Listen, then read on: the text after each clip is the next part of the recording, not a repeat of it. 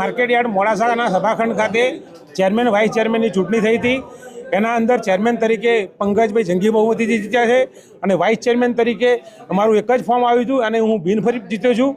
આવનારા દિવસોના અંદર વેપારી અને ખેડૂતો એક સાંકળ છે, એને સાંકળને બિલકુલ મજબૂત સાંકળ બનાવી અને આવનારા દિવસોના અંદર ખેડૂતો અને વેપારીઓનું એક સંકલન જળવાઈ રહે અને વેપારીઓના ખેડૂતોના વિકાસ થાય અને યાર્ડના અંદર ખૂબ જ ઉત્સાહથી ખેડૂતો આવે એ રીતની એ દિશાના અંદર અમે કાર્ય કરીશું। આજ રોજ મોડાસા એપીએમસી ખાતે ચેરમેન અને વાઇસ ચેરમેનની ચૂંટણી યોજાઈ, જેની અંદર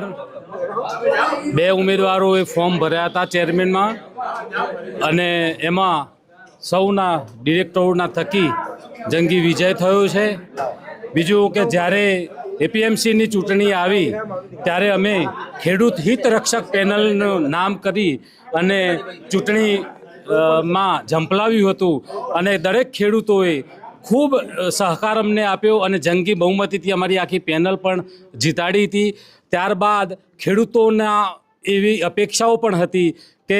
માર્કેટની અંદર પંકજભાઈ તમે જ્યારે પેનલ લઈને નીકળ્યા છો ત્યારે તમને ચેરમેન જોવા માગીએ છીએ અને આજે એ સમય આવી ગયો છે અને આજે એ જે કંઈ છે એ હું આ જીત ખેડૂતોને અર્પણ કરું છું અને જે મારા મતદારો છે એ મતદારોને આ જીત અર્પણ કરું છું અને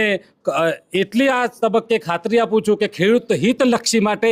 મારે કદાચ ઘર છોડવાનું પડે તો છોડી દઈશ, પરંતુ ખેડૂતોના હિત માટે હું સતત ઝઝૂમતો રહીશ અને ખૂબ આ ફરીથી એકવાર મતદારોનો ખૂબ ખૂબ હું આભાર માનું છું, કારણ કે એમના થકી આજે આ પરિણામ પ્રાપ્ત થઈ શક્યું છે।